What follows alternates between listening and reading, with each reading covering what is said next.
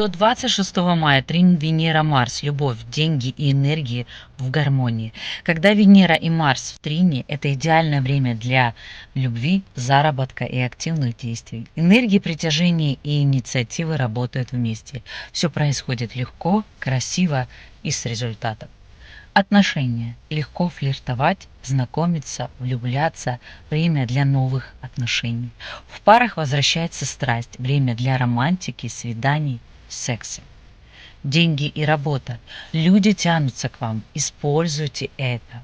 Удачные сделки, презентации, запуск проектов. Все, что связано с красотой, модой, творчеством, даст результат. Общество и общение. Обаятельность и уверенность. Хорошее время для переговоров, знакомств, встреч. Приятная активность, внимание со стороны. И все это сейчас до 26 мая. Что делать в этот период? Действуйте красиво, покажите себя и обязательно вас заметят. Признай свои желания и иди к ним. Ставь цели. Делай то, что приносит удовольствие.